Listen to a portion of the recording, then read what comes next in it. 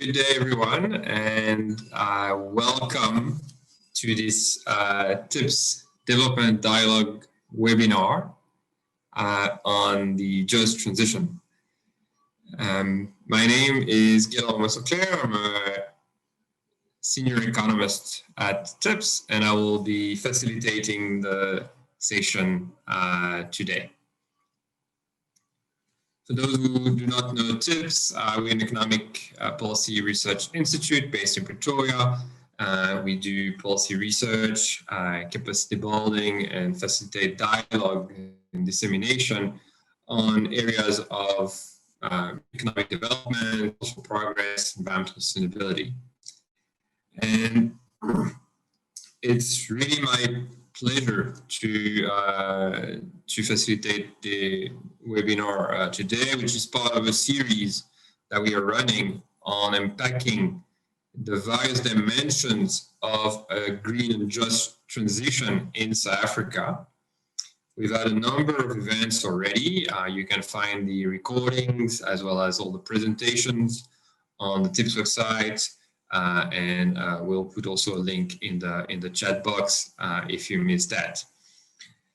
We've moved from looking at various stakeholder views, looking at understanding where everybody was sort of sitting in this just transition debate, to starting to look at the implications for the coal value chain as well as the impact at the energy level, particularly at the grassroots level.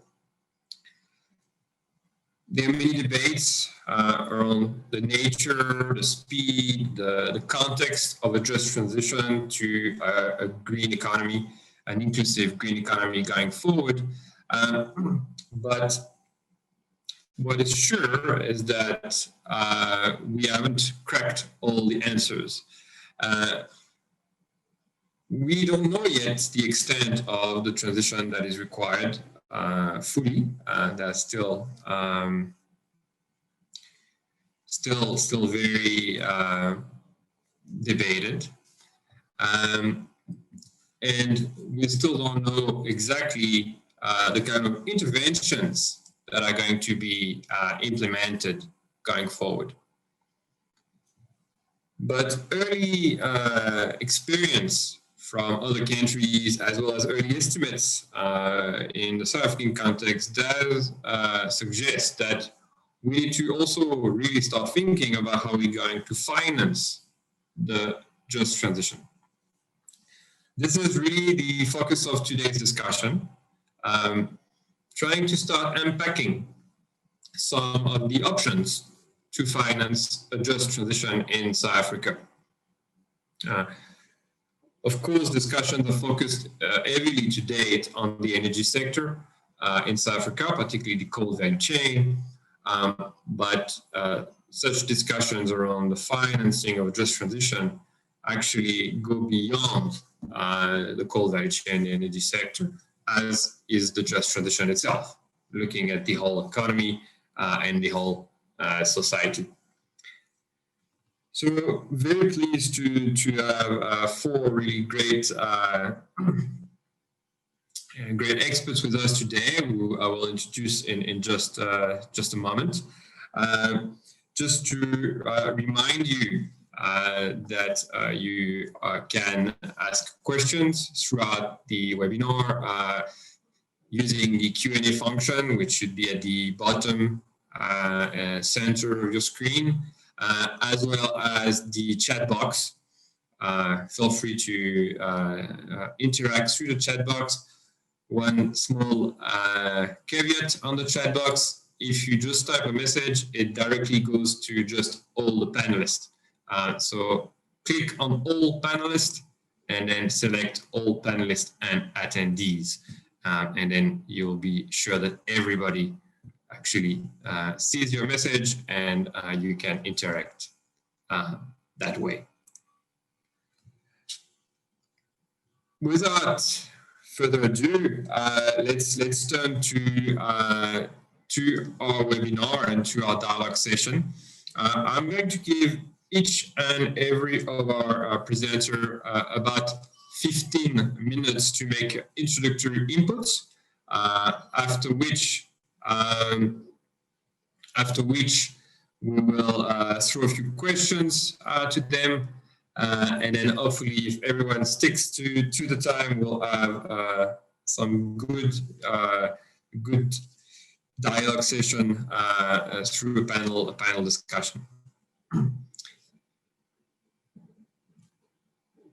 Let me now hand over the floor to our first presenter and panelist, Mike. Mike is a senior evaluation and sustainability expert with the Climate Investment Funds. He has extensive experience in sustainability, notably as the founder of Creating Sustainable Value, but also as a chartered director. He's been in that space for a very long time in South Africa and beyond. So we're very pleased to welcome Mike to present some of the work that the CIF has been involved with, not just in South Africa, but they have been doing a specific case study on the CIFs and South Africa and the just transition from a South African perspective. So Mike, very pleased to have you today. The floor is yours. Thank you very much, Gaylor, and it's really great to be with everybody today. Yeah, so I thought just to share a couple of insights. So maybe just some background to the Climate Investment Funds and their work in South Africa. The Climate Investment Funds is about an $80 billion fund that supports mainly climate mitigation, but also climate adaptation work across 75 countries. And the fund works through 6 of the large multilateral development banks to kind of support a range of activities, but increasingly a focus on just transitions and how to ensure that the kinds of investments that these multilateral development banks are making, along with government institutions, other finance institutions, to make sure that they're just. So what we've been doing is a number of kind of deep dive case studies, one of which was done in South Africa. We're currently working on one in India. We're opening up opportunities to do some in South America, and then also in neighboring countries around Southern Africa, Mozambique being a possibility. And really what the case studies are trying to do is to open up an understanding of how just transitions can be achieved alongside this much deeper need for transformational change. So, you know, there's deeper systemic change that's often needed in order to sustain transitions in a particular sector. So we've been exploring the lessons through looking at the Climate Investment Fund's investments. A big recognition I think that's come out is that many of the examples that we draw on and work with in just transitions work come from the global north. And so a big focus of this work is trying to open up perspectives from the global south, developing countries, and what just transitions mean in these countries, because it is different to what it might mean in the global north. So our intention was not to do an evaluation. Just transitions was not used as a framing for many of the original projects, but rather to create a learning space. Just to have a quick look at South Africa and some of what we've been up to. I think that South Africa started off very early. I think COSATU's just transition policy work around building a climate resilient economy in 2010, 2011 was very early. I haven't bumped into anybody else that started that kind of work as solidly as early in a developing country. Despite the concept having been developed late 1980s, 1990s in the US. So we carried that through into our National Development Plan, obviously, and then into a range of other activities. I'm not going to go through those so much, but more to look at the yellow boxes down the bottom, because this is where the multilateral development banks have started to play a role in thinking about the kinds of financing that they do into the country. So very early on, 2007, 2008, the World Bank, African Development Bank, Global Environment Facility supported our long-term mitigation scenario work that informed a lot of our early policy, our energy policy in the country. The International Finance Corporation was working with energy efficiency in the country. And yeah, 2008, the climate investment funds were formed. South Africa submitted a country investment plan. These country investment plans are kind of country owned, but worked up in collaboration with finance facilities. Submitted to the climate investment funds in 2009, and included projects like the Syria wind farm that Eskom subsequently developed. It included a project called Kiwano concentrated solar power that didn't actually go ahead, but that work informed a number of other CSP projects in South Africa.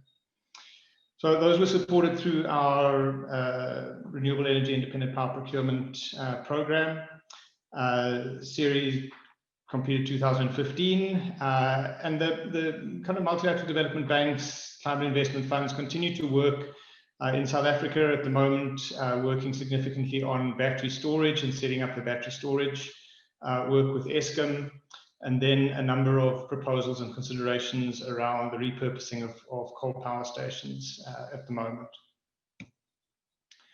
So that's the work. I think that, and in many of the other presentations in this series, the point's been made that that the just transition is happening much faster than planned. There are a whole lot of drivers. They tend to vary slightly from country to country, but there are some commonalities. I'm not going to maybe go through them in detail, but rather to say that the work that's going on at the moment across the climate investment funds, working with the Center for Strategic and International Studies in Washington, as well as in a number of the multilateral development banks, is a look at the Paris Agreement, the clause in there around just transitions, and trying to work out how these large finance institutions align with that Paris Agreement.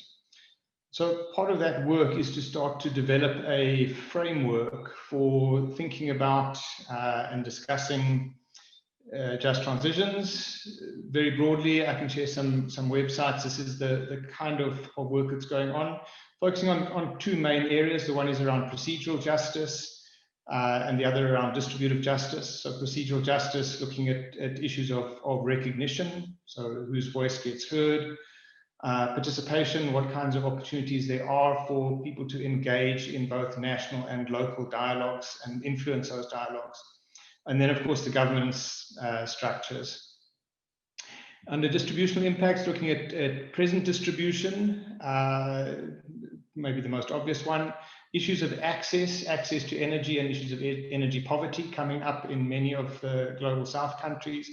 And then this notion of restorative justice, which is a sensitive one in all of the discussions, but really the kind of common but differentiated responsibilities discourse that we've seen in the international work, and then at a local level, the recognition that many communities are marginalized, have been marginalized and disadvantaged by high carbon, but particularly coal mining and other impacts, and that there's a need to address those issues. So part of that then is linked to the depth of transformational intent and the recognition that we need to work across geographic space and extended time horizons. So that broadly is a framework. It's been summarized into a small document that starts, or a diagram, I suppose, that starts to help us to place particular initiatives in particular quadrants, and out of that open up discussions on how do we move towards, I suppose, what would be the top right-hand corner. So how do we look for a transformational intent around empowerment? How do we open up a transformational intent around expansive considerations in terms of distributional impacts? And therefore, how do we open up broader systemic and transformational change? I think that one of the things to be realizing is that there are multiple levels, of course, of just transitions. Much of the work around, for example, the renewable energy programs in South Africa tend to focus on a very specific area, the kind of need to support communities around these developments and support communities very close to coal mines and coal-fired power stations. And of course, there's the point that Gaylor mentioned, is that it's not just a coal or even fossil fuel issue. It's a much wider economy process of, I suppose, economic diversification and opening up. And then I suppose the third level is this broader issue of transformational change to open up safe and just systems, which will include changes in our economic systems, in our social systems. It's not just business within the existing systems. So maybe some of the kind of key enabling factors that we're starting to identify across these case studies, and that are therefore being built into the multilateral development banks processes. And they're starting to ask questions like, how can they support this through the funding that they provide?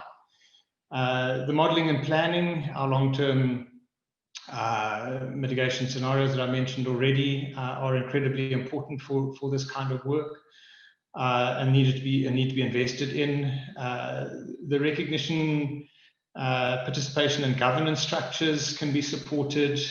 There's a need for policy clarity, certainty and alignment, which then carries through into things like our procurement processes, to make sure we don't have the kind of stop-start that we've seen in the REAP, for example. The economy-wide transitions, diversification, I've mentioned already. The notion of financing just transitions, obviously a big focus for the banking sector. The need for concessional finance still, even though renewables are in many instances cheaper than, for example, coal. There's still resistance.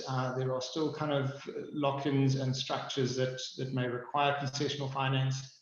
And then, of course, this notion of bankability that keeps coming up. And I suppose one of the things there is skills development into the banking sector to open up broader ideas of value and bankability. Then this notion of aggregating many smaller projects, scaling for impact, and the big need for skills anticipation, not waiting until we've got a renewable energy project and then realizing we don't have the skills, but rather anticipating them and putting in place the process for development. So maybe just some quick implications that we see coming out. The first is this need for finance institutions and for others to support cross-sectoral dialogue, both at a high-level government, as a high-level government process, and of course local dialogue to start to have a look at what needs to happen in particular areas, and to build that into the finance models. We need platforms for this kind of dialogue. Many people have mentioned the Presidential Climate Change Coordination Commission. First mentioned 2018, I think, at the Job Summit, still ticking along in the background. I know that it's moving, but it's moving slowly. And we need this kind of national space to have some of these discussions. We certainly need to support, and the finance institutions are looking at supporting high-level policy dialogues, like the National Development Plan, the kind of work that Tasnim shared in one of the early dialogues in this process, as well as taking those discussions down into the provinces and local level. This notion of providing concessional finance for transition processes. How do we support innovation, accelerate things like the coal transition, and how do we overcome these vested interest inertias that are evident in so many countries? How do we invest in economic diversification in affected areas? In South Africa, one of the things that came through very clearly was that it's a very focused part of the country that will require a lot of attention. Probably 80% of the workers and communities that will be affected around a coal transition, for example, are in one province and probably 2 or 3 municipalities. So we need to find ways of supporting those municipalities to apply for and access international funds. And then to keep this focus on both procedural and distributive justice for systemic transformations. How do we open up decent jobs? So a big focus on the financing work around decent jobs, greater equity, social development in a safe and healthy environment. So those are the kinds of things that are opening up. Very happy to chat about some that we may be missing in the work that we're doing, and also how this is starting to shape some of the discussions between the multilateral development banks and others around the way that they shape their finance into countries. Thanks, Gaylor.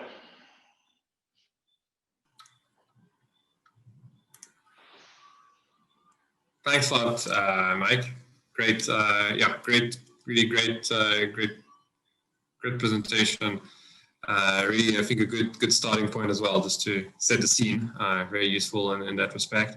Just want to remind everyone to use the Q&A function if you have any particular question that you want to ask the presenters.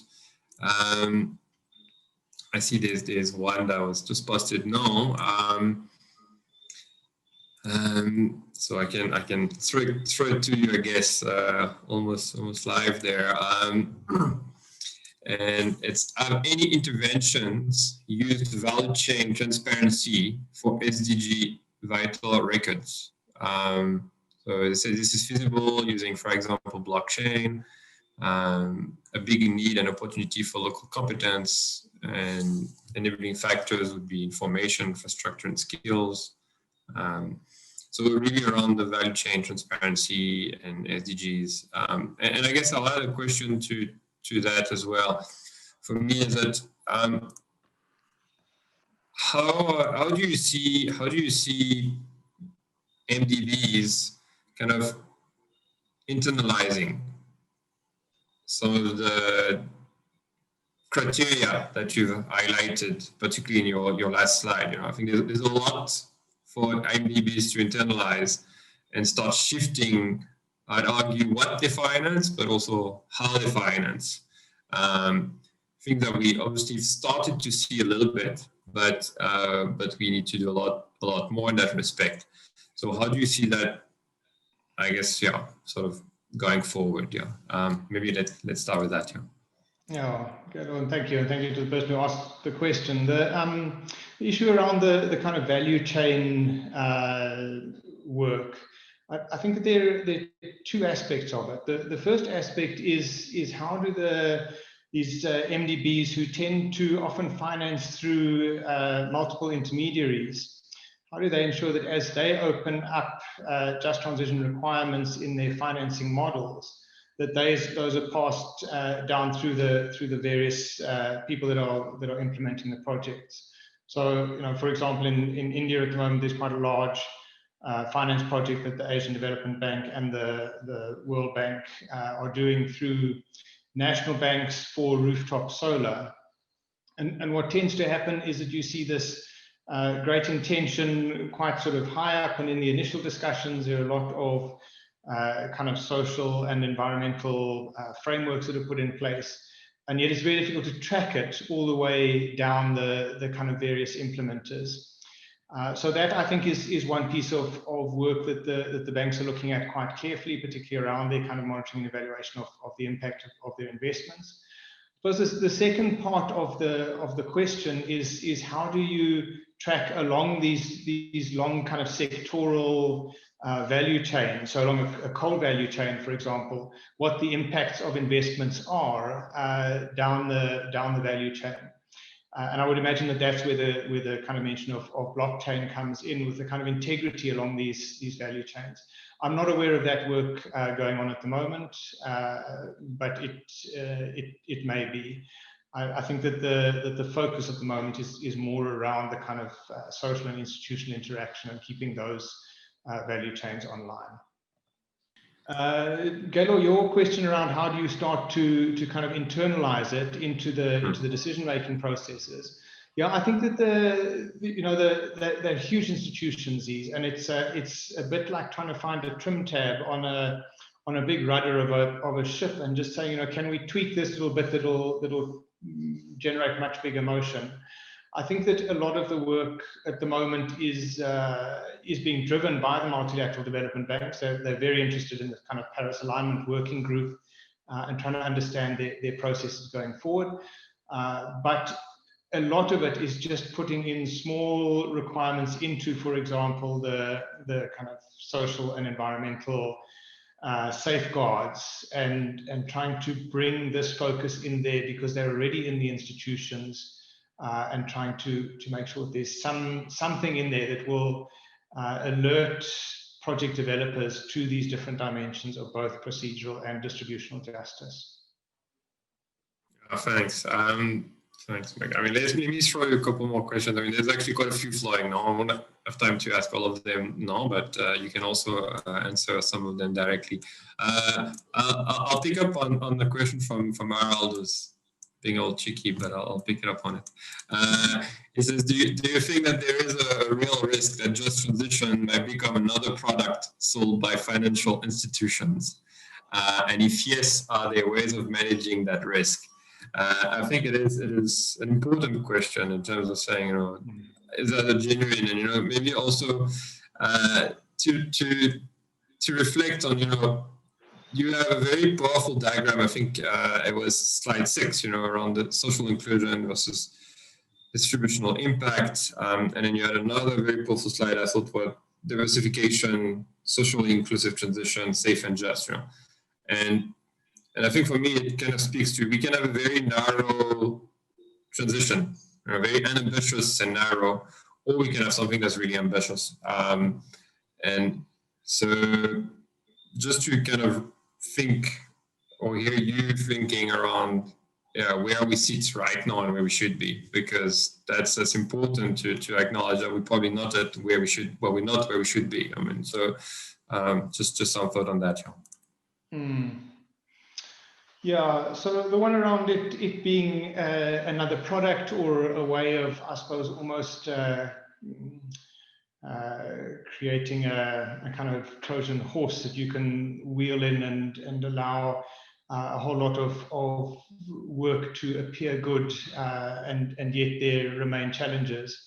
I think that is a reality of the situation, not just in the multilateral development banks. I think it's a very real risk in business institutions, in many business institutions at the moment, is this notion, quite a radical notion of just transitions, in a sense gets sometimes appropriated and sometimes used as a kind of aspirational challenge. And I think that the trick is to kind of make a decision on whether you want to step into that space and get really involved, knowing that at times the progress will be slow in some of the big institutions, or stay outside and work on, I suppose, almost taking forward that radical edge that pushes the big institutions to keep moving along.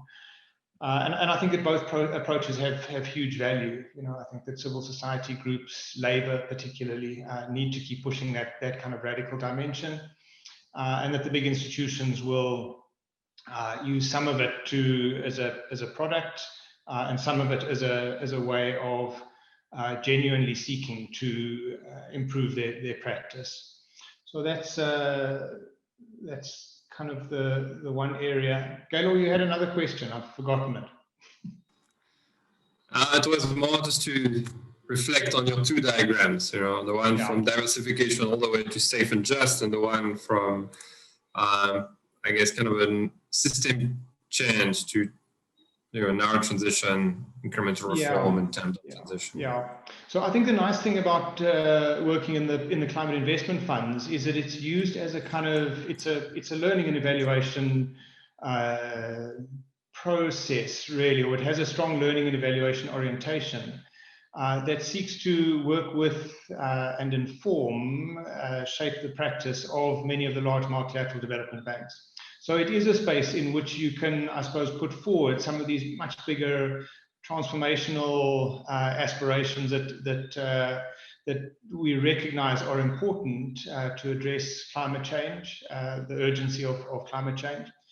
I think that they are just that. They're kind of aspirational. They challenge us to improve our practices, but they may not kind of be achieved immediately. So I think that we need lots of strategic reforms, transitions in multiple sectors in different ways.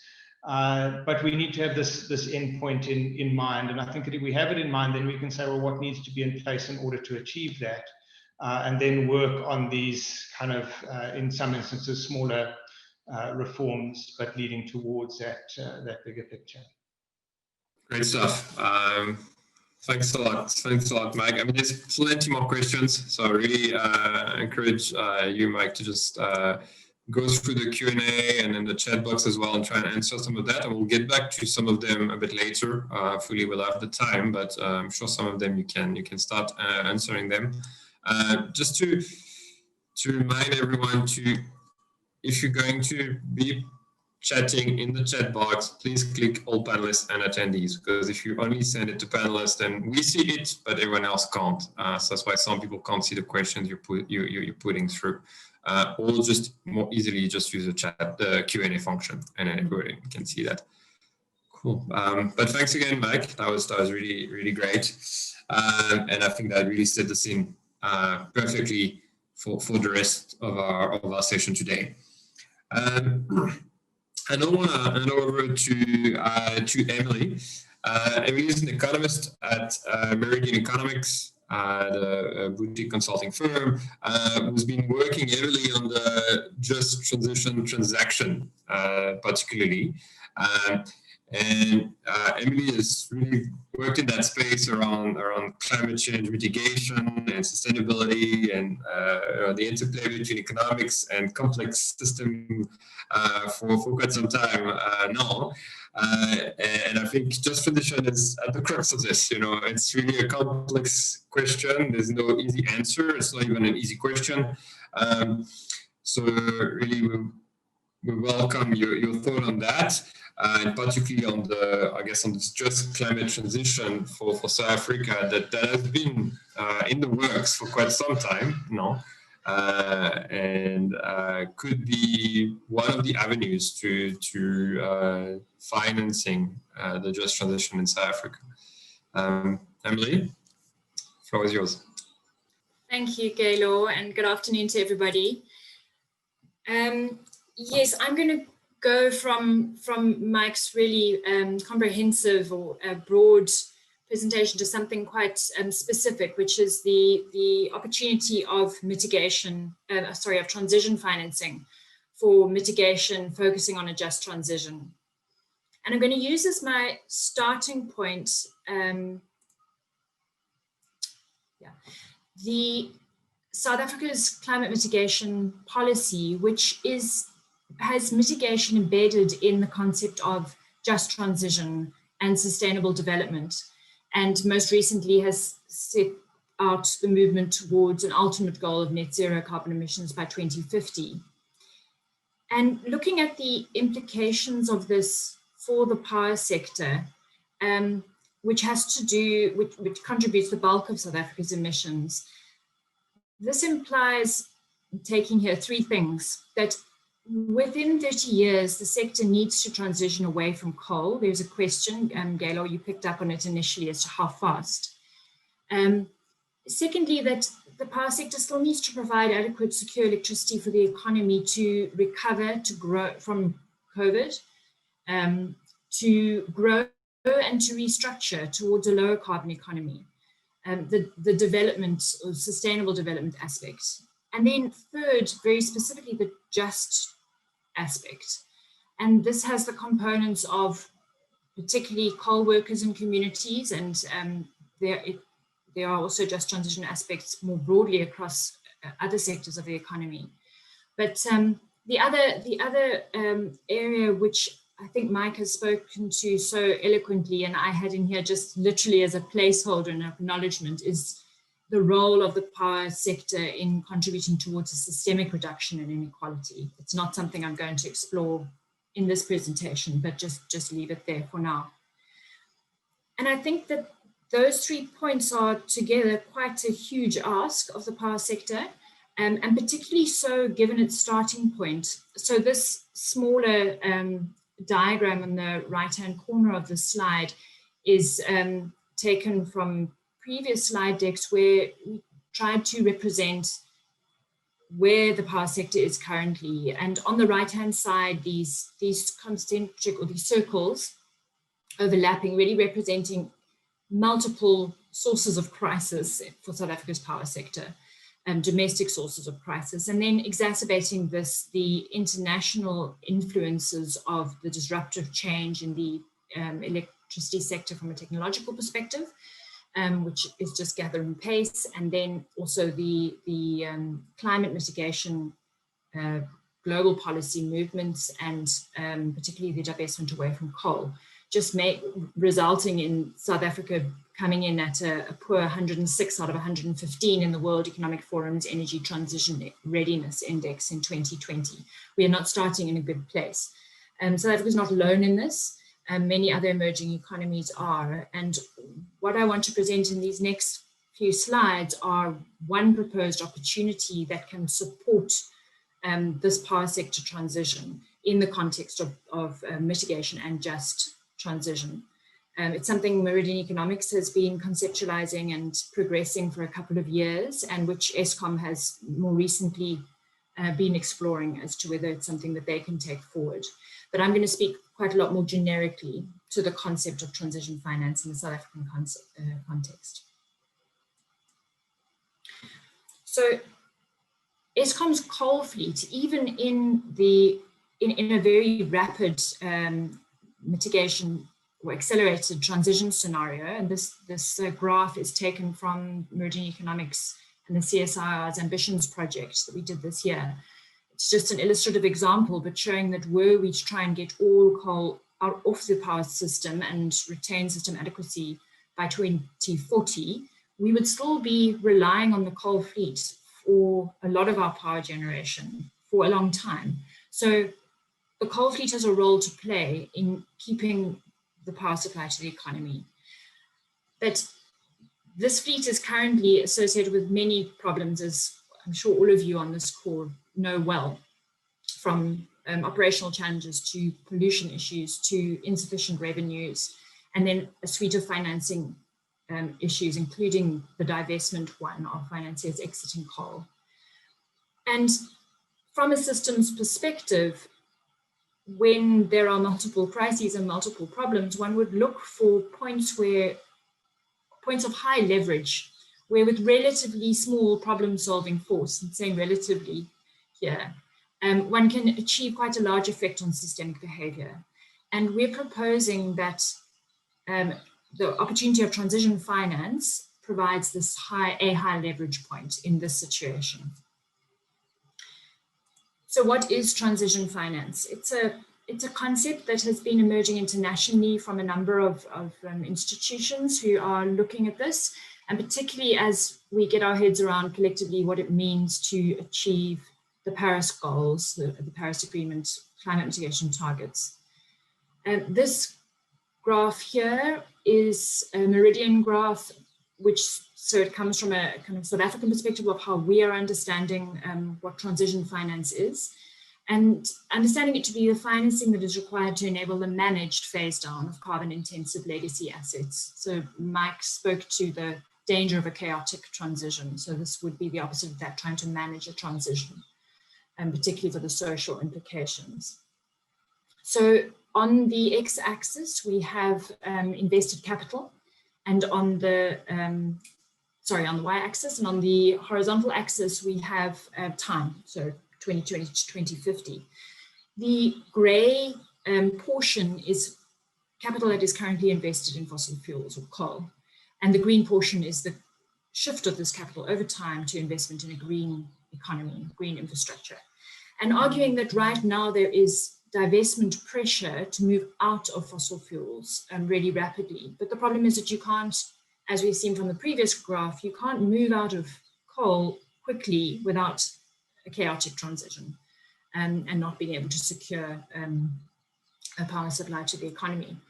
And that's particularly so in the South African example, because we have got institutional and political barriers to moving towards what is becoming what is the least cost kind of a trajectory of power supply that is far greener, because of our path dependency on coal. So transition finance would then cater for that middle period here. And the argument is that it would be, we would argue for a suspension of divestment. So stopping moving out of coal, if transition milestones are met. And this is a really important if. So adequate transition milestones would have to be put in place and would have to remain being adhered to in order for the suspension of divestment to stay in effect.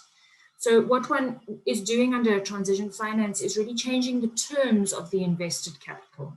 And I think it's important to be clear that this is not finance for renewables, because renewables can finance themselves already. That I think Gaylor mentioned that, or Mike did earlier.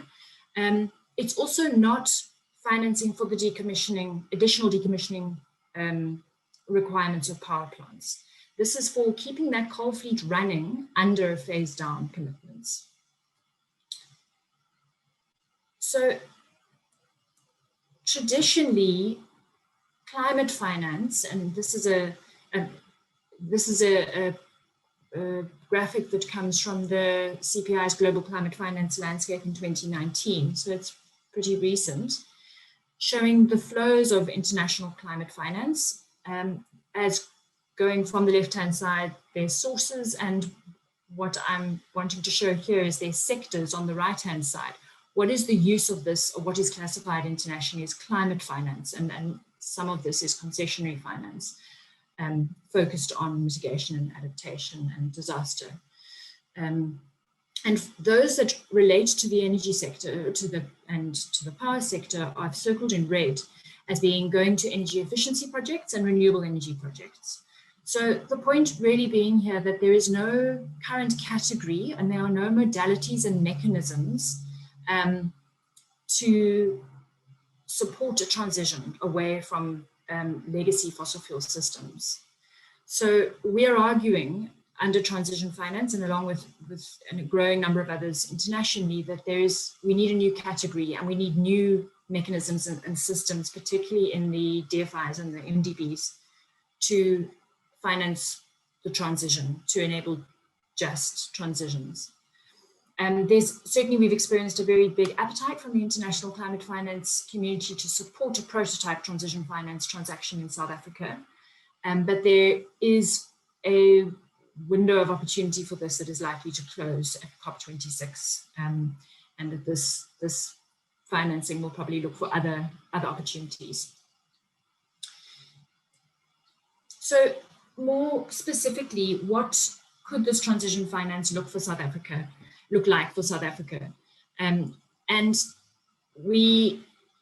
So for me, there are four key components of what it could look like. One thing we've certainly learned in the couple of years that we've been looking at this, and a just transition transaction, Gaylor, you mentioned, is that if we're able to achieve transition finance in this country, it's likely to look quite different from how we initially thought it might look. But I think there are four main components. And the one is that an unbundled Eskom and the South African government would need to commit to an accelerated coal phase down trajectory. What exactly this looks like is something that would need to be worked out, but it would clearly need to be beyond what is currently envisaged. Secondly, that climate financiers, on the basis of this commitment, would extend or grant new concessional, probably loan finance facilities to an unbundled Eskom. And I think it was Mfuneko was asking about green bonds. There would be the opportunity then above that to include green bond structures in the private sector in this as well. But the core of it is the concessional climate finance. But thirdly, and critically, because this is financing for the ongoing operation of the coal fleet, there would need to be remedies for non-performance, non-adherence to the accelerated coal phase down trajectory.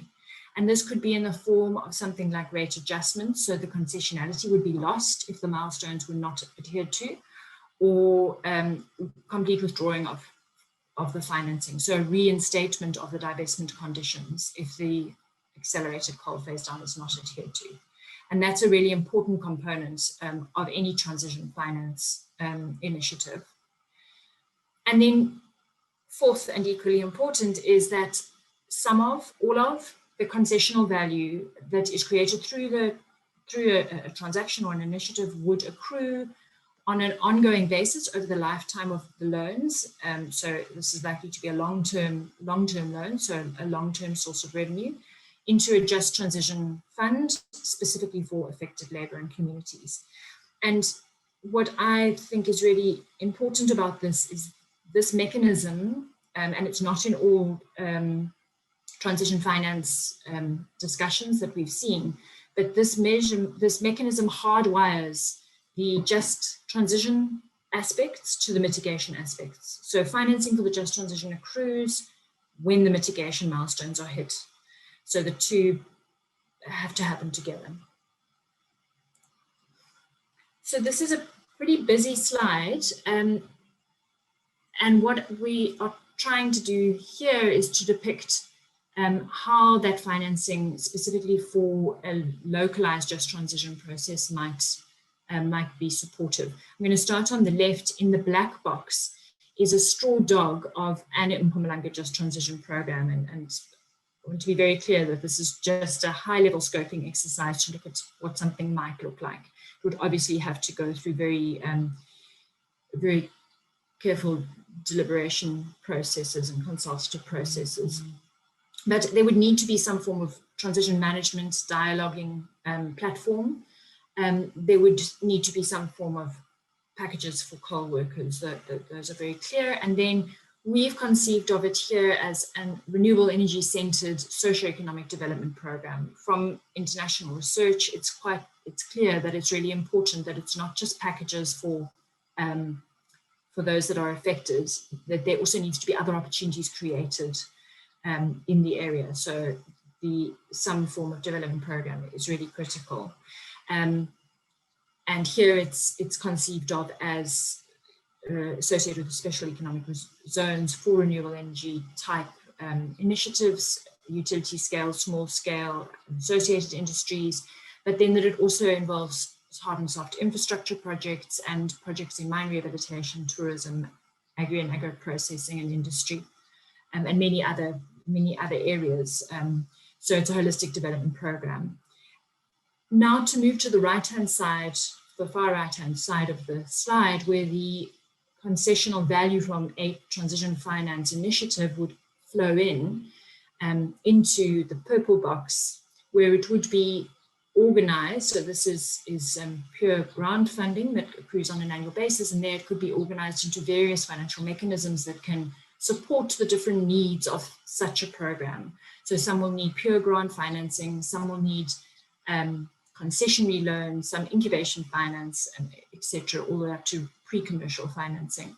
And then this catalytic grant finance would then crowd in, according to the particular projects that are being done, crowd in other sources of finance, which we understand to be around. So it would be a catalytic and focusing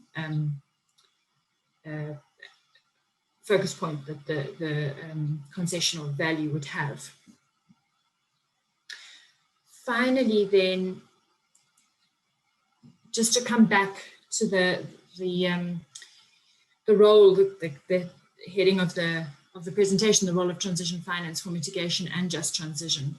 I propose that transition finance contributes three key pieces in response to our power sector crises that I led with at the top.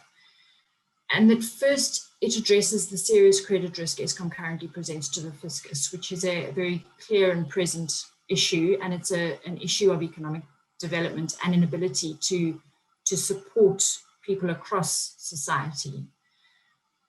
Secondly, that it creates, through this commitment to a coal phase down trajectory, it creates an organizing vision for the power sector, which we are battling to achieve at the moment and beyond, because of the ability to crowd in a green investment green industrialization program off the back of this. And then thirdly, this issue of hard links, power sector mitigation and support to coal workers and communities through the financial flows.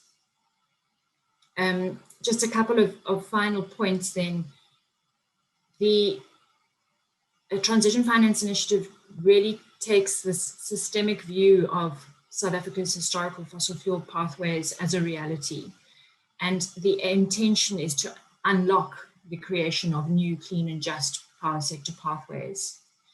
And hoping that a significant reduction in Eskom's credit risk, by targeting a reduction in Eskom's credit risk, that some of the current political and institutional barriers may be helped to be overcome. And I think to just come back to this point that transition finance is a radical innovation in climate finance. It's not something that is done there, and the mechanisms and procedures are not in place to do it, which is challenging. But nevertheless, I think there's an increasing recognition that something like this has to be done. And so there is the interest to push through a prototype. And for those who are interested in this, the Rocky Mountain Institute's Reinventing Climate Finance talks very specifically around needing to address the invested capital in fossil fuels, not just the incremental flows of climate finance to green projects. And then just to conclude that this has not been touted as a silver bullet. There are no silver bullets, as I think we're all aware in this sort of a situation, but we're hoping that something like transition finance can be a high leverage point and crowd in other mutually reinforcing solutions. Thanks.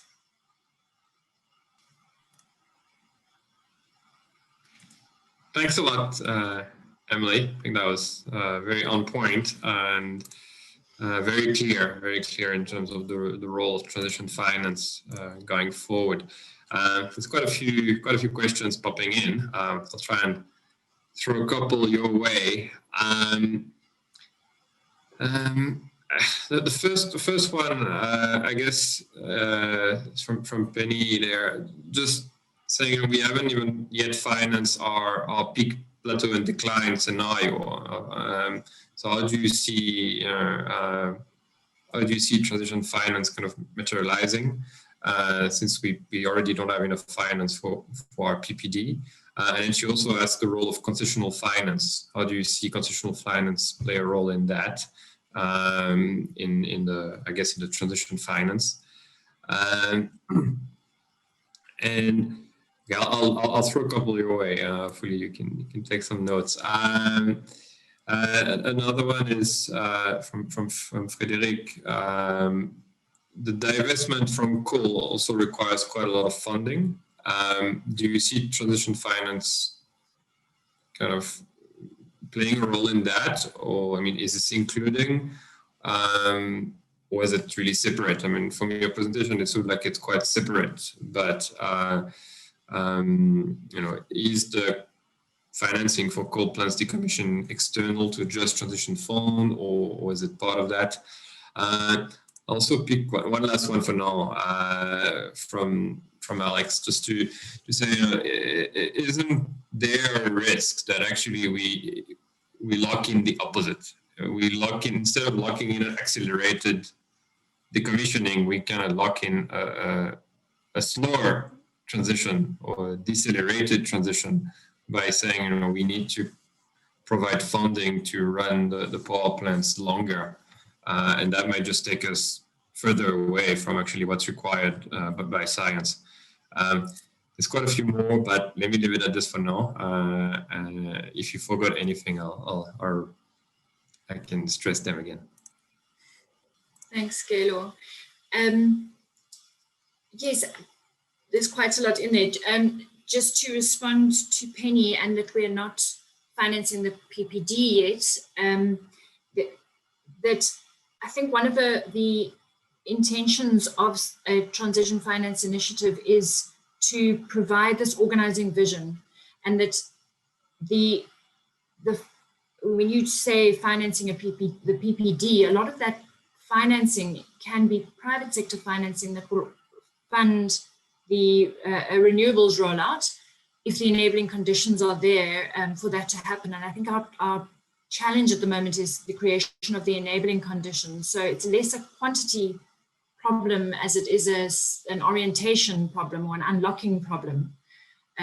So I don't see that can be taken. We can't, as a quantity issue, that we can't do the PPD. Therefore, how can we do further than the PPD? I think it's a tipping point that we're looking to achieve here, just to enable the heavy lifting to be done by a big renewables rollout that doesn't place increasing pressure on the fiscus, which I think is a really important point.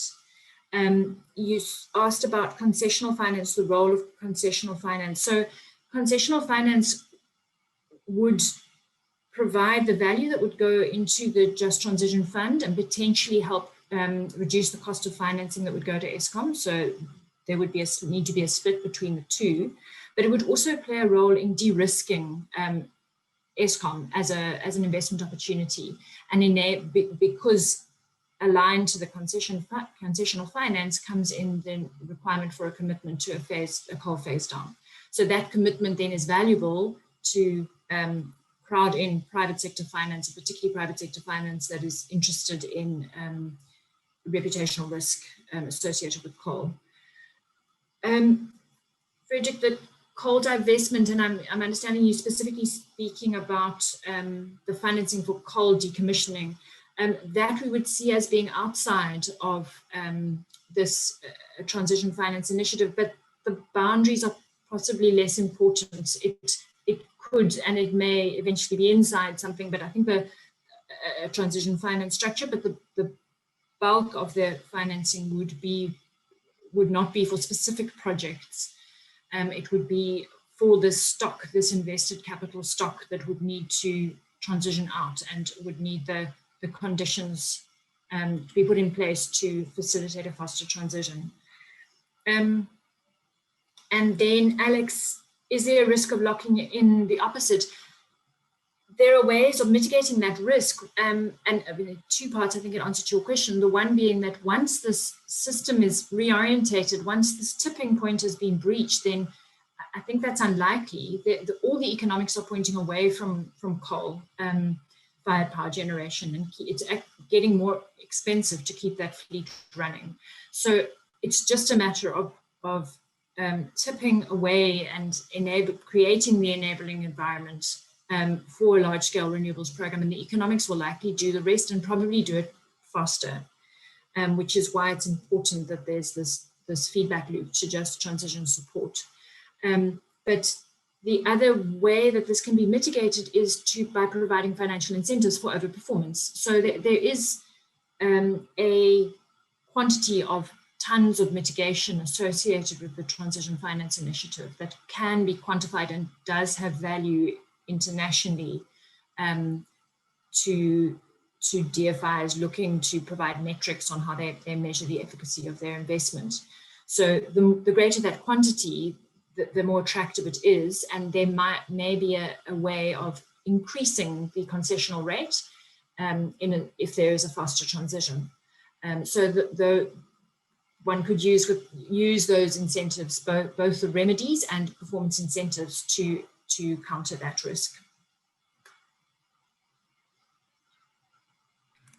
Great. No, thanks, Emily. Let me throw you just one small last question for now. Just a small question of clarity, I guess, but from David. Do you see transition finance to be public or private? I mean, he kind of assumes that it's probably mostly public funds, but maybe just to clarify on that. Yeah. I think it's, so whilst it presents the opportunity, and one of the ideas we've worked with is a blended finance structure to do this, but to use both, to increase the total volume of financing available. The public concessional financing is, and the international public concessional financing is the bedrock of such an initiative. So yes, I would agree with you that it's that tranche that does the heavy lifting of the de-risking, and therefore assists in driving the transformational change, transition. Great stuff. Thanks so much, Emily. I think let's leave it at this for now. We'll come back. There's again plenty more in the chat and in the Q&A, so you can just have a look as well, and you can answer some of them in the chat and in the Q&A box as well. And we look forward to seeing how this pans out actually from in the South African context. You know. Yeah, but let's carry on, and I'm very pleased to welcome our next speaker, Itumeleng, who's the founding director of Ushiri Group. Itumeleng is a financial market expert. He's been involved in the space of fundraising and capital fund and asset management for quite some time, particularly around infrastructure project linked to our sustainable development goals. So he'll speak a little bit around the link between, I guess, how we finance projects and the link with SDGs and how that actually impacts the way we do things, I guess, in the financial sector.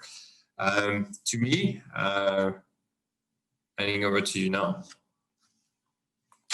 Floor is yours. Fantastic.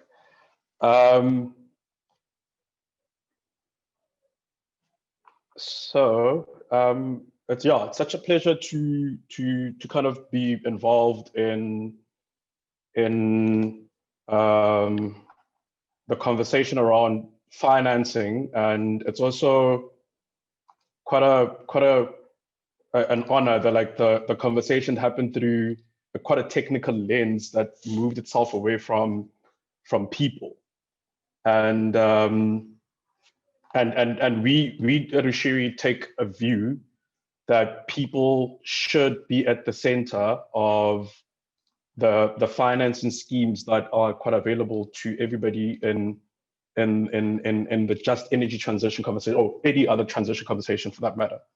So we take the view that, sorry, like this thing was going into that you have to center those interventions around who are the people and why the interplay between them and the communities and the environment in which they exist has to make and inform the financial decisions that like follow that. It's not the other way around. Like the technologies that exist serve us as people, and financing tools should be geared towards enabling the communities and the people that like obviously the technologies serve to flourish and prosper and not be left behind. This is a very critical thing to understand within a developing context of South Africa, where we tend to actually leave people behind when technological interventions come through. So those kilojoules that are going to be supplied through renewable energy will typically end up in Sandton and Rondebosch and not find themselves going and powering Khayelitsha and Kamandi and Philippi. So we just want to package the conversation around financing interventions to be very inclusive. And part of the reason why we wanted to start off this engagement by kind of introducing ourselves as the young voices, nobody probably knows who Dumi is or Ushiri, is because we are transition babies, you know, like I keep it back and keep going back to the human focus of what financing interventions should look like. The financing sector in totality serves all of us, and all of us are individual people that quite a lot of these conversations that happen around financing are quite exclusionary, and they're very,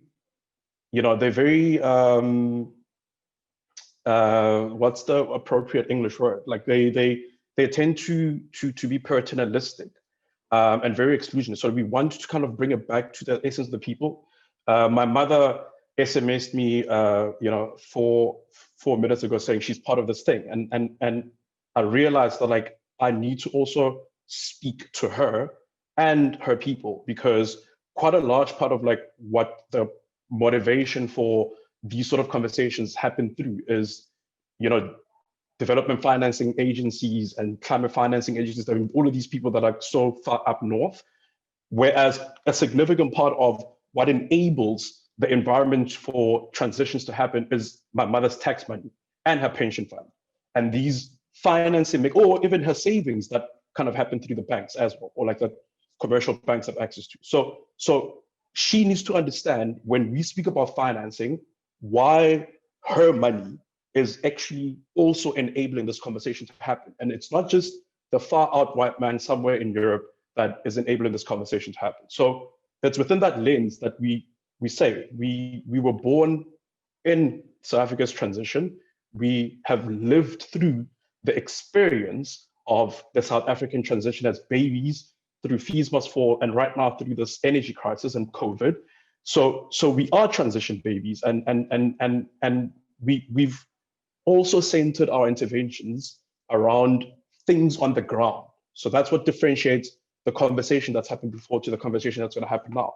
Is it's the nature of the topical ask that's historic, that allows us to actually go back and look at what has happened with the assets on the ground. And because we are particularly working within a South African context that's very complex, we can't be dreaming around what could happen, because we've seen that if we're not putting systems on the ground for us to be able to speak correctly to each other, especially with the money that's available, it's also with a country that's just been taken to junk status and is broke, and with a potential off-taker that's also like insolvent, people have to be creative. And there's no beady-budding around the bush around what those interventions need to look like. And so to that end, we wanted to kind of go into exploring, and Emily touched upon the notion of the kind of blended finance solution that currently exists around the universe, that anybody can access so that they can make whatever transition decisions financially are viable. We just saw that Jeff Bezos yesterday announced through his Earth Fund for $10 billion US, some of the first 9 signatories to that fund. And one can analyze, because this is one man with his wealth and what he's responsible for with his advisors to make the kind of capital allocation decisions that satisfies him. And then there's obviously your development funding agencies, which requires an analysis of what their institutional configurations also allow them to do when they are going to be financing a transition in South Africa. There's a bunch of viability gap enabling funds that de-risk whatever projects, and we can call them however, with whatever language their essence and their core is to enable an environment for investments to come in and generate a return. And that return could be, this is part of the reason why I was asked to come here, is to understand the landscape and the language for like defining what those returns look like. You've got your foundations that, also like work through the mechanizations of their own internal and also external, contributing risks and also like return profiles.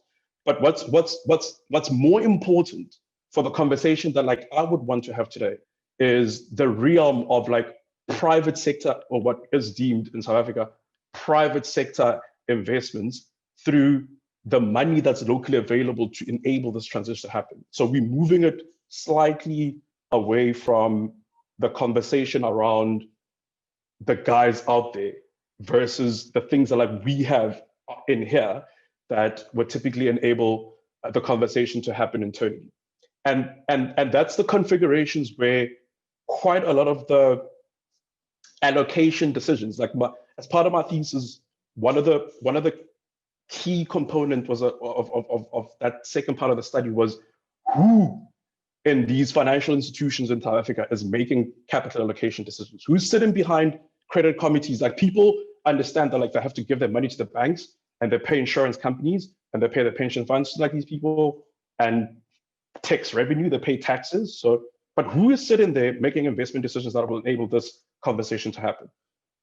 And as anybody know and would take their guess, typically the person that's making the investment decisions is divorced from the reality of the socioeconomic development interventions that exist to make our people's lives better, so that these interventions aren't theoretical, they're actually making people's lives on the ground actually like successful. So in that regard, we kind of decided, well, as a founding director, we decided that like, if we can take the context of us being these finance professionals in private equity houses and doing all of these Santon-orientated things, but with this deep desire as Black kids who were born with, like the notion that like, if you're moving too far away, you're leaving a lot of people behind. How do you combine those two worlds where your understanding of finance and mechanisms and the need for like stuff to happen on the ground, what kind of organization one builds out of such a chaotic situation? And we came up with Bashiri. So one of the first things that Bashiri represents is a very important part of the SDGs portfolio of interventions that are required to like reduce poverty and put climate mitigation at the center of like all of the investment innovations like that should be out there. And that is partnerships. SDG number 17 is partnerships. There's also a reality that like the post-COVID economic recovery should be based on climate compatibility and inclusivity. And inclusivity here is all of the things that like we've been fighting for this year. Black Lives Mattering, gender equality, like everything around what the economic recovery that like we're going to be looking at after COVID. It cannot just be sitting exclusively within the realm of, or the climate conversation would have to also include like those components as well. Ushiri is partnerships in Swahili, meaning ushirikiano, and we've cast the net out wide. We've said, you know what, we are young, we know the things that like we know, but like we also have a lot of things that like we do not know. So let us find people, institutions that can enable the gap to not exist between the conversation happening in Europe through the Climate Foundation versus the interventions hitting my mom in the township. We have to be able to kind of find other people that could enable the partnership framework to happen so that those things are not speaking to each other. So what we set out to do, very simply, because we also are just human and we have 24 hours in a day, is speak through an acknowledgement that finance is intended for a reimagination and redefinition in a South African context. I'm not speaking about everybody else's, except for South African context of our socioeconomic development practices. So in partnership with some other very smart people, we've been playing around with the human-centered design innovations around community development that's going to be underpinned by a structure, an ownership structure that is a little bit more inclusive than what is currently being served out there for BEE. And when we speak about the transition being inclusive, it means, what are we saying about workers? And what are we saying about communities? What are we saying about industrialists who take on a different kind of risk, and entrepreneurs? So if you sit in there packaging a financial solution, there needs to be something that speaks to a wider variety of ownership models than the ones that are currently served. And then the final thing, which is where everybody kind of steps away by saying the instruments themselves, the financial instruments that are used within the financing sector, needs to also like feel a little bit more inclusive, feel a little bit more like the risk and returns factors that exist within the transition, and they need to be just. And we would unpack what that means a little bit later. But what you take on as risk and what you accept as a return cannot be not commensurate to the effort. So we need to kind of go back to the essence of why finance exists, and the pillars of finance is risk and return. And you need to be able to clearly define what that risk is, and you need to be very aware of like the commensurate nature of like what the return looks like. If there's a mismatch between the two on the ground, you're robbing people, and that system of exploitation and that system of extractive nature, we've seen that it doesn't work, because it might have worked 200 years ago, but right now we're trying to build companies that do not speak to that. And one of the innovations that we fought very hard with the Islamic scholars is a fatwa that got issued to us declaring the REAP assets in their format right now to be Sharia compliant if we take care of like the debt scenarios in a way that like would take away the 33% threshold. But that's a massive achievement in terms of like creating structures of inclusivity around financing instruments, because at the core of like Islamic finance is the notion of risk sharing.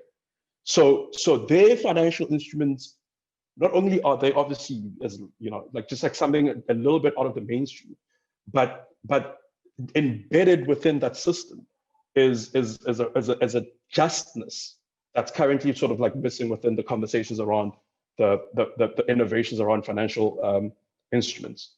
So we just again, as I said, like and I'm doing this so that there is an understanding in the market that there are people who are interested in putting their boots on and their hats, and they can model and they can read contracts, but they want to build the conversation on the ground. They want to understand the affected communities. They want to build financial instruments that speak to that. And they also want to shape the narrative around what that risk and return looks like so that people are not left behind. So we've got the sort of like structure within Rashiri that speaks to that. We've got a SED-ED advisory. We've got a proper capital structuring, capital raising arm that speaks all languages of blended finance. And then we, through Rashiri Investments, we've kind of sat down and redefined for ourselves what does that ownership pattern look like that's going to sit there as equity contributors or equity owners of what these assets, the respective assets, are going to be for this sort of like transition. So who's currently in our universe? You know, like because we've cast up the net out wide, and we've allowed ourselves to be influenced, and we are influencing to a certain degree certain conversations as a platform for socioeconomic development that speaks finance. We've made it absolutely clear that education is the bedrock of catalyzing the next generation of people that are going to be sitting in these conversations, and they're going to have to understand what is going on. So there's proper partnerships with incredible world-class financial educational institutions. There's a like one of the EdTech solutions that like we're involved with just yesterday won the Global EdTech Award of the Year in unlocking interventions that actually releases the gaps in maths learning, and it opens up such massive channels in allowing our people to go into STEM, STEM careers, and the growth interventions that support that intervention sit within the REAP's SED-ED programs. Now, all of a sudden, you take education, because this thing is socioeconomic development. You think about how do you finance that? There's an intervention that sits within the REAP through the 1% SED-ED spend, and you connect the two, and you unleash a power within the people that's going to unlock generations of like educational achievement. And we do those sort of things where it's like somebody comes in, they're an entrepreneur, and they're like, we don't want to go to the VCs, man. Because remember, like there's a myriad of financial options that people, and they're like, we don't want to go to the VC. And we're like, yeah, maybe before you go to the VC, there is another way in which you can look at how to finance your growth. And then you partner it up with, let's call it a fund or funds that are available for like that sort of intervention. And all of a sudden people get married. And what comes out of that are proper on the ground socioeconomic development interventions. And we've got a bunch of them that allows us kind of until today, in 18 months of this company's existence, to sit here and speak around what those risks are adequately and what those returns look like. Because one of the key things in Rashiri is the exploration of the resilience dividend. So like if we properly understand, and we're going to do that now, if we understand what the financial returns are, so we can make a case for, you know, a myriad of financial institutions being involved in being able to calculate what their risks have given them. What are we giving public sources of financing? What are you also providing them with a dividend, and how do you define that? Like, and the work that goes into that is of primary concern to like that some of the stuff that like we are involved in. It's like the notion of proper definitions of resilience dividends is at the heart of like what we do. I just wanna put a caveat to, and also like maybe it speaks to how the previous speakers were just amazing at being able to take the things on the ground. Whereas two very important caveats maybe for us is that the first one is like we young people, and we don't come from a lot. We just learning, and we continue to learn, and we appreciate the process that like we are afforded the ability to learn and be in these conversations. And the second one is you know, there's a lot of people that have written, you know, or not written, just also contributed quite a lot in the space of policy making and influence and change at that bilateral, multilateral, governmental sort of like level, around what the financing packages need to look like, or the financing language, or, you know, like these sort of like instruments and interventions at that level. We're not that. We on the ground, we are asset specific, and we look at, you know, we look the entrepreneur in the eye, we look the community in the eye, and we say, let us both go get our hands dirty in enabling what we think is a solution for a transition that might just also be just. How do we do that? There's a whole bunch of knowledge. As I said, there's an intergenerational mix of humans within this atmosphere of ours. Some old, some white, some blue, some gay, some, you know, but just bringing a wealth of knowledge around how do we structure like an inclusive and also, you know, just transition into existence. We are essentially the universe within Ushiri Capital are people perfectly capable of bringing a blended finance solution into practice. We've got experts in the concessionary grant and the multilateral space. We are perfectly capable and well versed in being able to speak the, you know, your commercial banks or your debt products through, you know, insurance companies right through to the private equity and venture capital space. And most importantly, we partner. We sit around the table. Nobody's dumb. Nobody's more smarter, and we configure and we dream about a society that will enable all of us to kind of like not leave anybody behind. So to the fun parts as to why I'm brought here is the work that we did around, because what people deem to be obviously private sector finance into infrastructure within a South African context is a relatively new phenomena. And when I say relatively new, it just means that infrastructure as an asset class, or like a burgeoning asset class, has started to kind of make noise with the configurations around the reef. There's always been like maybe water concessions, yeah, toll roads, but it was always the kind of space for like the big financial institutions and government. So the idea that me and you can participate fully in infrastructure finance or infrastructure development is a relatively new phenomenon in South Africa. So quite a detailed analysis of what that looks like took place maybe like about 2.5 years ago. We're now still at Gaia, which kind of gave definitions around what sets infrastructure like apart from other asset classes. So high barriers of entry, like the economies of scale and elastic demand, very low operating costs, very high operating margins, long duration, which speaks to our demand that we kind of make for youth-based participation. And we can all define what that means, but these assets are 30 years long. And we always find like within the policy framework or like the planning frameworks, they are very exclusionary of youth. And if you're sitting with a 30-year asset and a 70-year-old is making that decision, we kind of feel like there's no incentive to kind of make the right decisions there. So that's that long duration for us is some of the kind of risk factors that like one would need to assess that typically aren't sitting in the financial models. So in order to qualify, infrastructure assets should obviously operate within environments of limited competition. And then conventional finance wisdom provides like investors with it's efficient, it's long-term, it's like low risk inflation, and the returns are countercyclical. But like as I said, we exist for the definition and analysis of infrastructure's resilience dividends over and above the financial returns.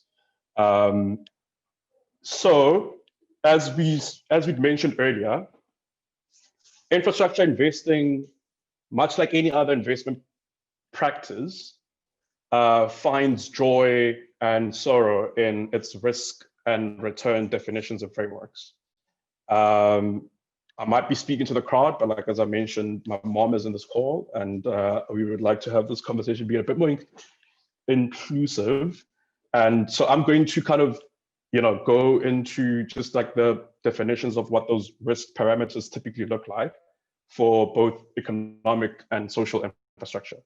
As you know, at the top is your political and regulatory risk. And we spoke about, enabling funds that typically come with concessionary finance that typically come and take care of like that kind of risk. There's MIGA through insurance. If we look at in South Africa, like the successful application of MIGA within the renewable energy sector. And then there's construction risk, operational risk, and financial risk, There's been quite a lot of unhappiness within, and that's what I said. Like we having the nature of my topical ask is at least it's historical. So like we can kind of look back like accountants and be like, yeah, we promised this, but like something else happened. And there's been within the REAP context, the notion that like if the project developers and the banks sat with a 10-year industry that's pretty much maturing, what is the nature of the risk that like they're taking? Why are we still kind of expected to, or like, I mean, when I say we, but the South African government sits there and saying, with public funds and a public balance sheet, why are we supposed to be sitting there providing guarantees and burdening the fiscus with a liability when in 10 years' time, any other industry should have actually been able to properly and fully assess its own risks and actually take on market risk like any other industry. So those sort of conversations now within a South African context have become genuinely important as a way in which we kind of as an industry have to look at each other and assess and go back to Treasury and say, are we or are we not going to be able to kind of define what that market risk looks like, and whether we need to have a different conversation around what that guarantee looks like. The other risk that is typically never really included in this is obviously your SED risk factors. For some other reason, like I mean, and I've alluded to this earlier on, that like people are just in slides and any of these conversations, people are just always adverse to kind of having the conversation around communities are getting left behind. These guys are equity participants on the ground in these projects, but the interventions aren't doing anything for them. And the lack of inclusivity and youth-led planning that kind of goes into this, the financial model never captures that, which again, I think is not, the financial instruments as they're currently in circulation in the financing world does not capture the SED dynamics that are required for like these investments to happen. And so can you wrap up? Sorry, sure. So the return profile as it currently stands is very simple within the financial framework. Solar farms and wind farms have a risk profile that is quite low in terms of like, but a financial return that's actually competitive to equities and properties, or like commercial property. So with that, I will just, I'll wrap it up for you. That's the risk and return profile. But this return profile is only financial. It doesn't include any other factors that, like we mentioned earlier. Okay, thank you so much. Bye. Thank you, Timmy. Very comprehensive presentation. We'll definitely come back to it. In the interest of time, though, I do want to jump to Jesse right away, and just to make sure that it's fair to everyone. So let me hand over straight to Jesse. Jesse is a senior associate at E3D, as well as a senior researcher at the University of Cape Town. He's been doing a lot of work on anything coal and anything fossil fuels.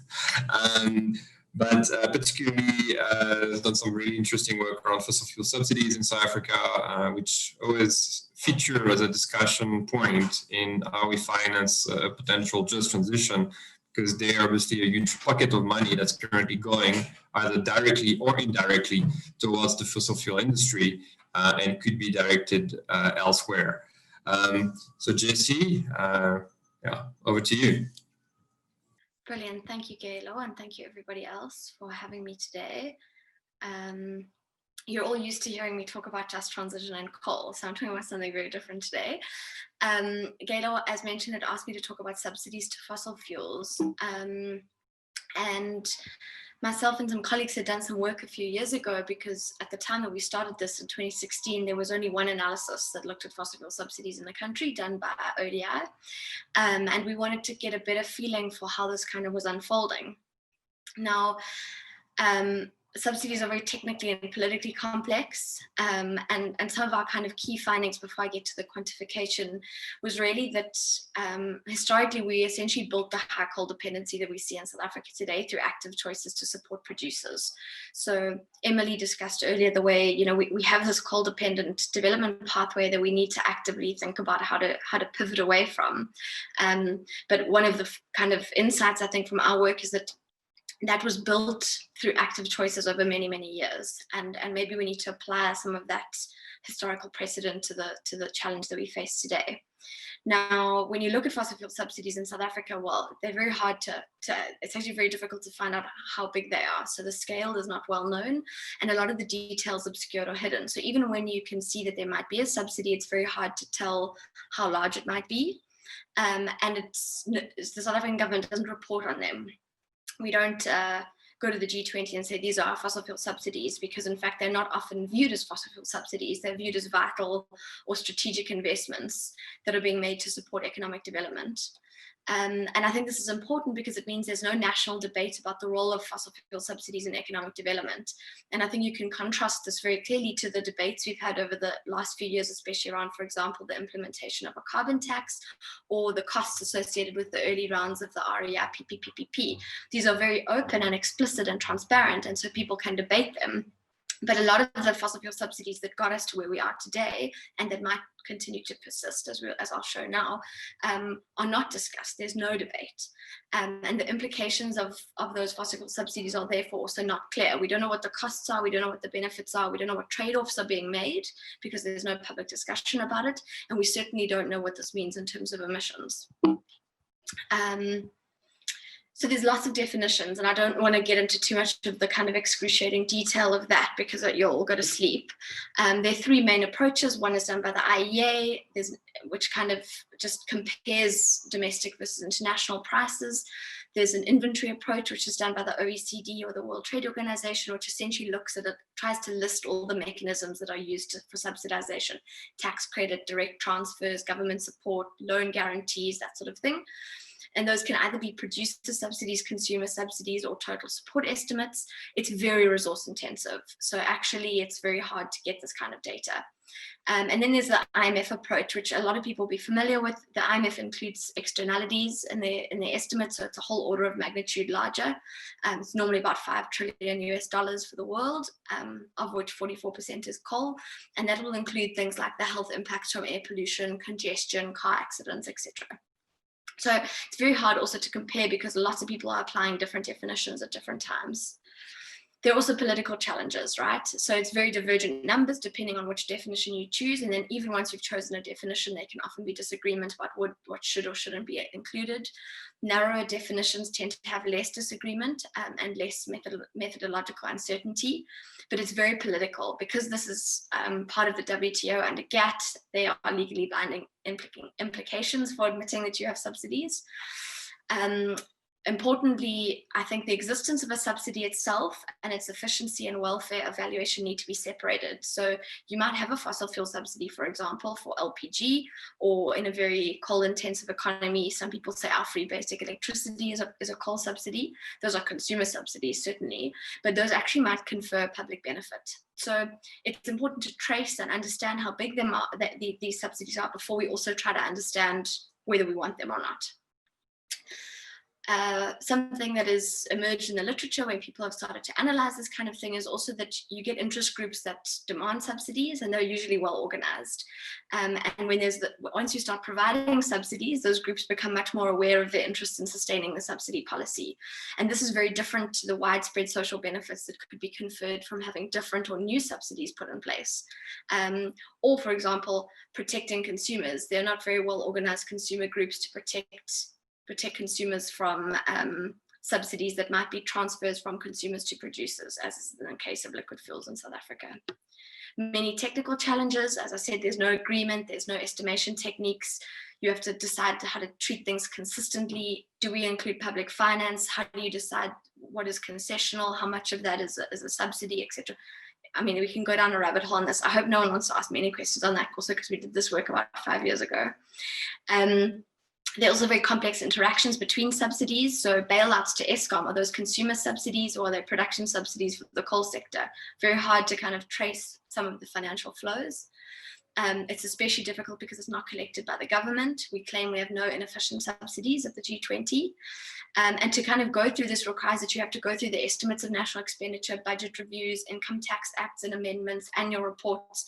It literally takes man years to analyze and track and calculate, and sometimes you get hit dead ends and you can't find where something went. So a shareholder loan from a public finance institution in South Africa to a mining company is on the books 1 year and then it's gone. What happened? How did it work out? Very hard to see. What's important when we talk about fossil fuel subsidies in South Africa is that the history of coal mining, Eskom, large energy users, and Sasol are littered with support measures. The South African government, whether it was during or post-apartheid, has managed rents for economic development very carefully in the energy sector. A lot of the key drivers of subsidies include apartheid-era industrial energy policies that have just been locked in and stayed in place. And some of these can't be quantified, but we know they were prescribed assets, regulatory guarantees, that we still have import parity pricing with some additional extras thrown on in liquid fuels, the windfall profits that have never been taxed, uplift for the CTL production when Secunda came into production, government guarantees for Eskom foreign loans in the 1980s. And these can't be quantified, but they clearly steered a direction, and there were a series of choices made about steering the economy in a particular direction. I want to also add that there's low social and environmental compliance costs during apartheid, and I would say post-apartheid as well.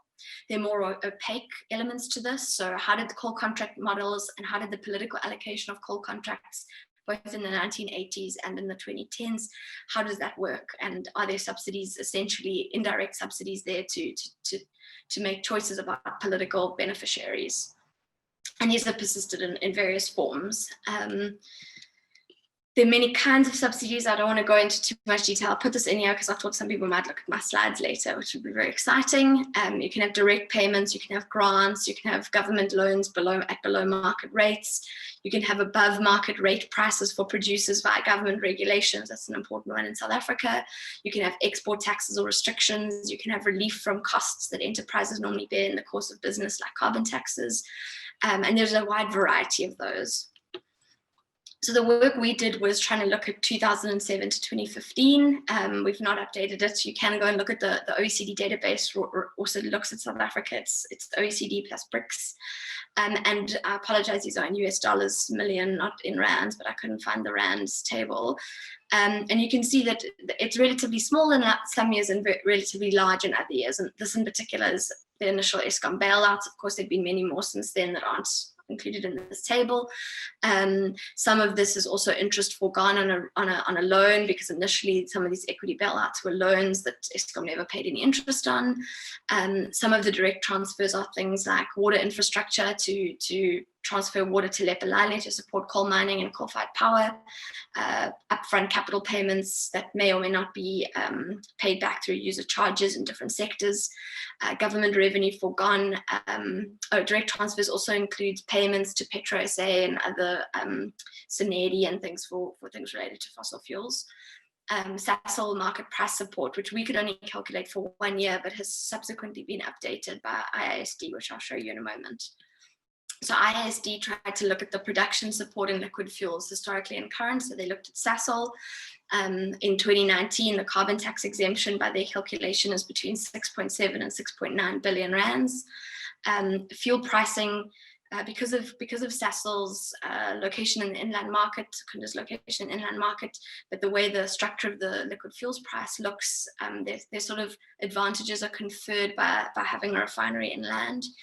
Anyway, their calculations is that market price support over the last 7 years has been just over 12 billion.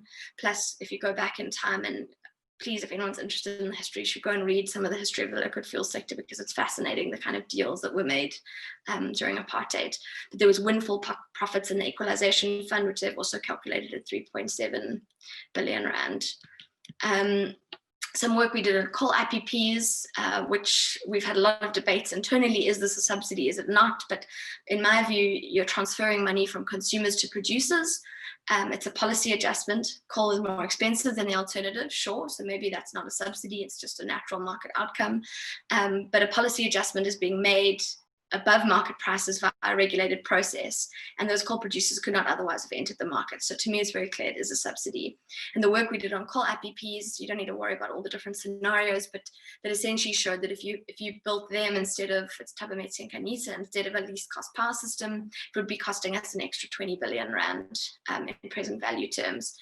This rises up to 28 billion if you also need to achieve climate goals and therefore close some of your other coal assets early. And I include this because I think it's interesting to see that there's a direction of, there's often, political support for these kinds of policy adjustments where money is willing to be spent and transfers from consumers are willing to be made by politicians and regulators that are not in the interest of a just transition. So how does this connect to the just transition? The structure of the South African economy has been actively built up over many years through the use of subsidies, regulations, carrots, sticks, as well as informal relations between state and business. And the challenge of the just transition is to unpick this, and it's not going to be easy. The willingness to support the existing subsidy regime persists. I mean, we don't discuss really how should we change liquid fuels pricing. Well, we now do discuss a little bit what to do about Eskom at least, but what do we do about the fact that they're very expensive coal contracts? How does that look? What are the political implications of that? Transitioning to a low carbon, climate resilient economy that is sustainable and inclusive, which are the goals of the National Planning Commission and our NCC RWP, and I think everyone on this call can probably agree those are good goals for the country. That means altering the structure of the economy and the flows of support that maintain the carbon intensive, energy intensive and low labor absorbing economy that we already have today. And so part of this just transition debate, I think, is about saying what is vital, what is strategic. We need to reframe that. New subsidies might be much more visible than this historical support that built these industries. So things might look very expensive as part of the transition, but we spent much more than that in the past to build something that isn't serving us either socioeconomically or environmentally any longer. And just to note that there's historical precedent for this. We built our entire energy system in 20 years, basically, between 1969 and 1990, other than Majuba, which came on a bit later. And yeah, we built all the power plants that are currently falling apart. They were basically built in a 20-year period. There is a precedent for kind of massively pivoting our economy when we have a direction that we want to travel in, but we just actually need to do that. And I think we need to actively pursue a new model of development. And of course, just transition means prioritizing employment creation, socioeconomic development, social protection, decarbonization, and economic diversification. Thank you. Thanks so much, Jessie. It's not because it's a few years old that it's not relevant. So I think, that's still very much a very, very relevant discussion.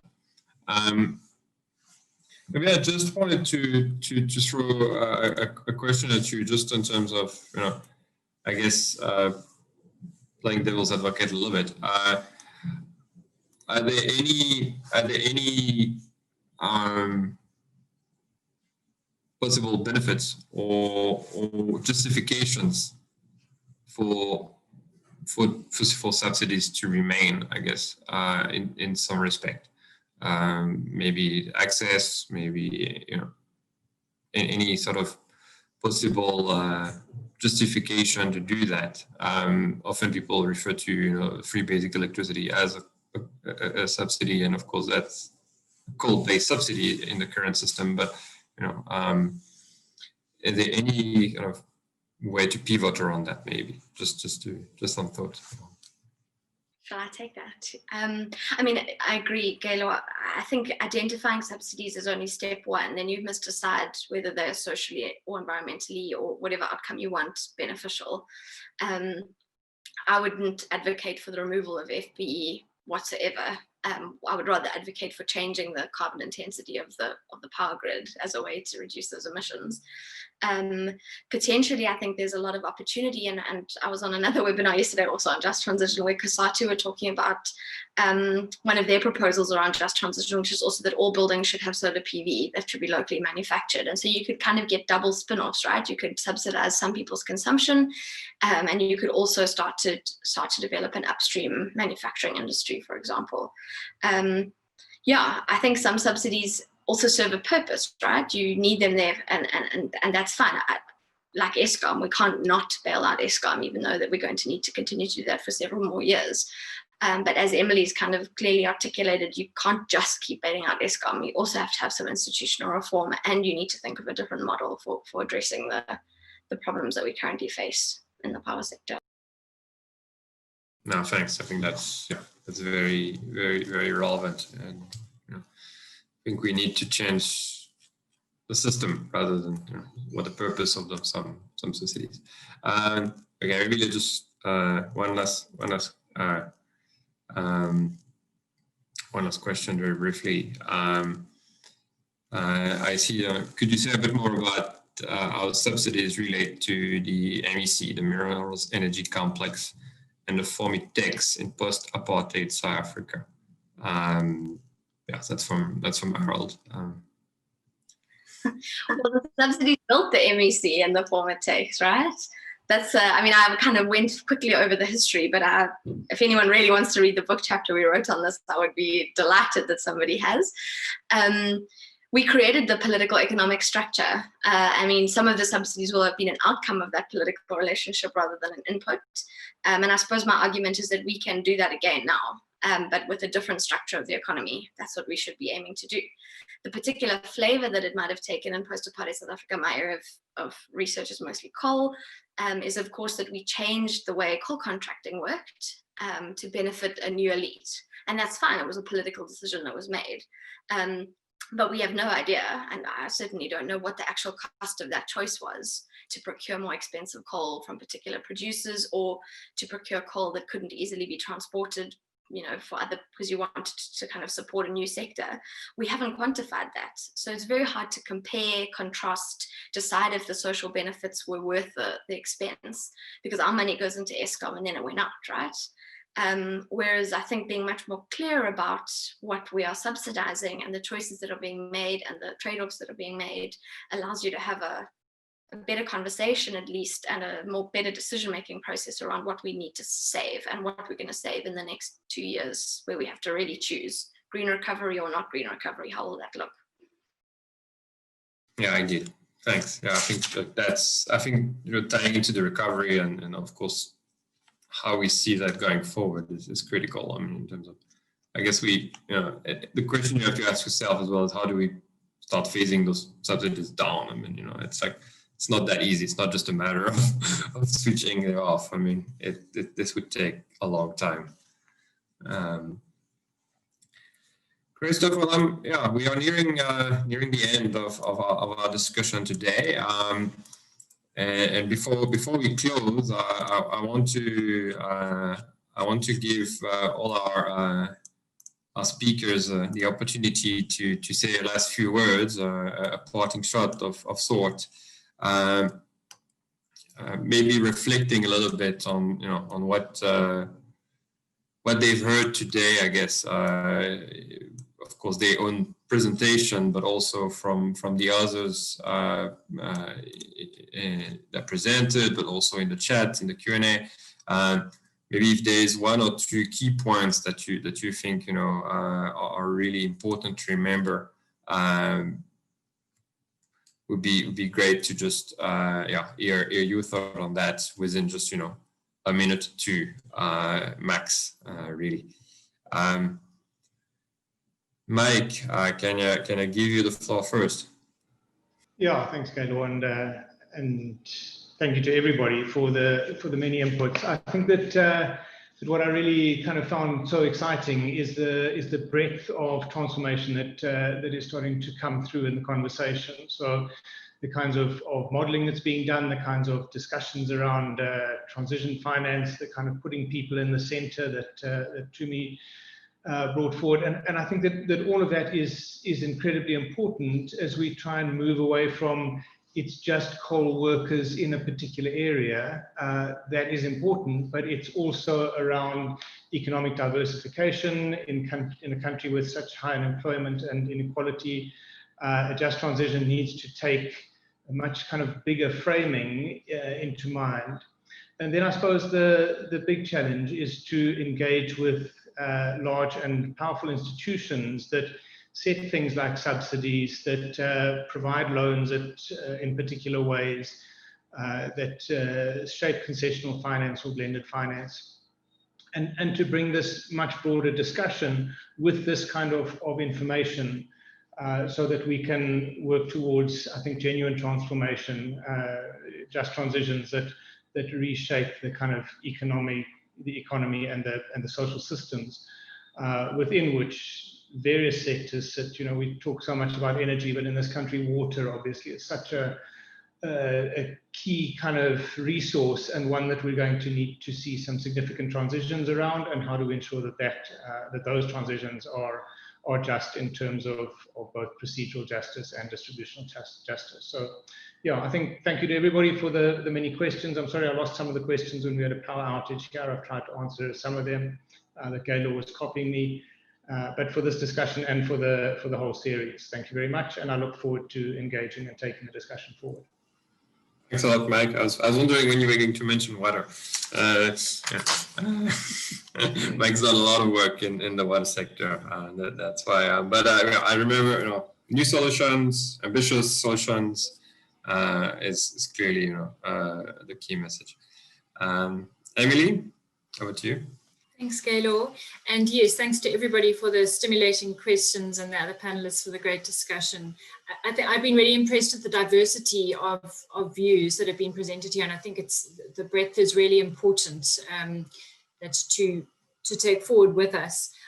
I guess in terms of last points, I think we need to bear in mind that our transition is going to be imperfect, and whilst we need to try to get it as good as we can, as inclusively and as effectively as we can, that these big institutions are realities. There is a structure existing in our system that we have to work with, that we have a legacy. And I think it's the balance of trying to do this with as much breadth and as much attention to diversity and to process and to inclusivity as we can, but being aware that we need to watch out for tipping points and watch out for the high leverage interventions that we can take that can help move our systems into the directions that we are wanting. And I guess on that, the importance then of setting really clear objectives and multiple objectives that encompass